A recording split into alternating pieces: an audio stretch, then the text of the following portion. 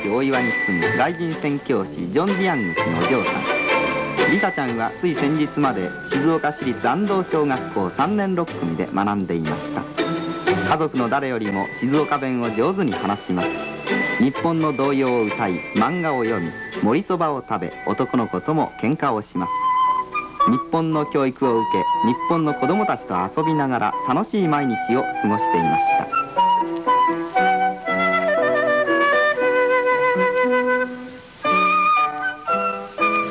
3年前、ママに連れられて初めて安藤小学校へ来た時は少し恥ずかしかったです。青い目の外人とみんなからかわれていた時は本当に嫌になりました。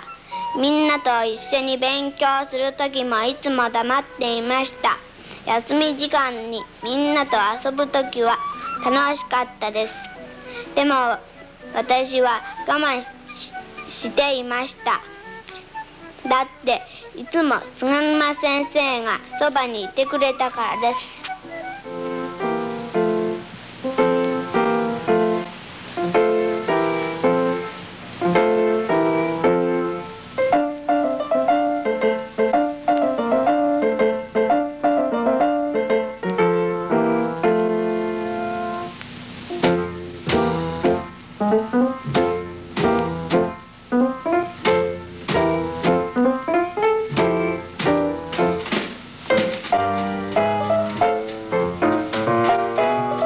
ちゃんの一日は近所の千恵子ちゃんや和江ちゃんと一緒に学校に通うことから始まります。ランドセル背負ってみんな手をつないで交通ラッシュの道を急ぎます。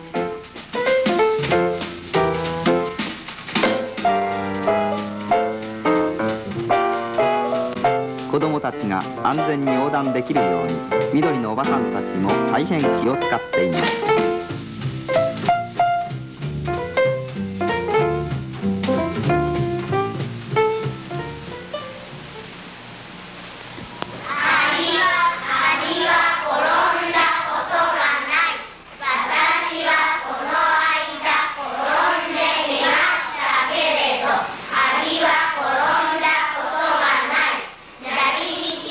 リサちゃんが一番好きな先生は菅沼先生。昭和38年4月6日、この学校に入学してからずっと菅沼先生に受け持たれてきました。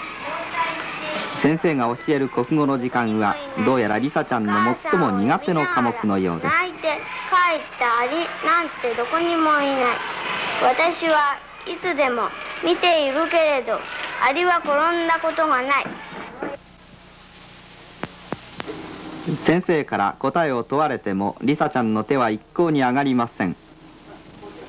リサちゃんは日本語が得意だとは言ってもやはり難しい言葉になるとわからなくなってしまいますねと先生は言います。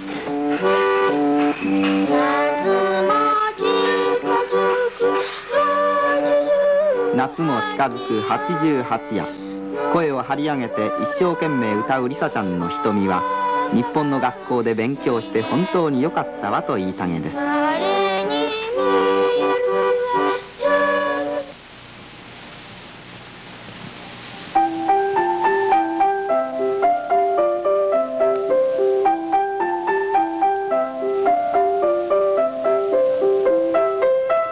算数は最も得意の科目です。先生の話ではリサちゃんの成績はクラスの中でも上に入るとか。果実東京へ行ってアメリカンスクールで模擬テストを受けた時もお国で言えば小学校4年生の学力があったそうです。担任の菅沼先生はリサちゃんについてこう言っています。入った当時はやはり珍しさっていうこととね、それからやはり不安っていうこと、いくら開放性があるにしてもね、そういう面はやっぱり免れなかったと思うんです。それで黙っていることが非常に多いので私の話がわからないのかと思いまして、1週間くらい経ってから話よく分かっておりまして、安心したんですけど、とても行動的になりましてね、自分っていうものもはっきり打ち出してきましたし、そしてなんていうか責任感っていうか根性っていうかね、そういうものも非常に育ってきてるような気がします。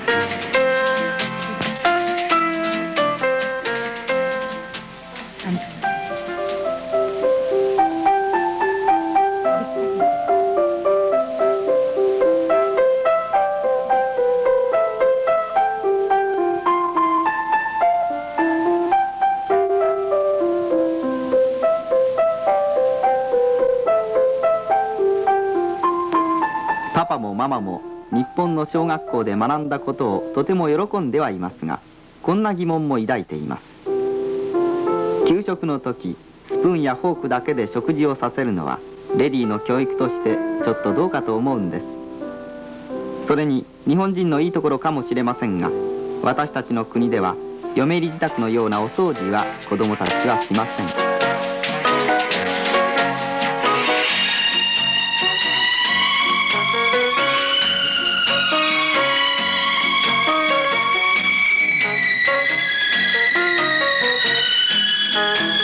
リサちゃんは勝ち気で負けず嫌い、ちょっと怒りやすい反面、パパが言うようにとても優しい性格の持ち主。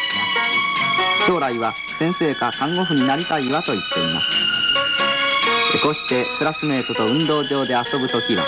彼女ものびのびとしてみんなと交わります。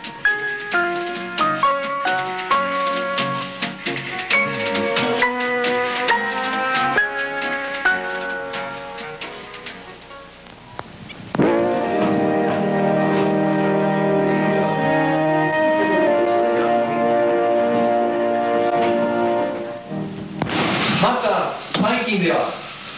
吹奏楽家の発達とともにもしこのようなパパのジョン・ディアング氏は外人宣教師として4年半前東京へやってきました。もちろん家族も一緒でした。そして東京に2年、静岡に2年半住んでいたわけです。パパのお仕事は宣教師といっても静岡市牡鹿にあるルーテル教会でお説教をするだけではなく、静岡大学の文理学部と教育学部、それに静岡女子短大で毎週1回英会話を教えるほか、静岡市に住む若い仲間の集いなどに出席して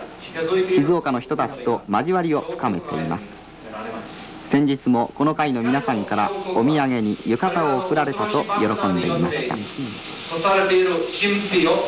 なくすために一体何をしたってありましょうか。私たちは出たと喜んで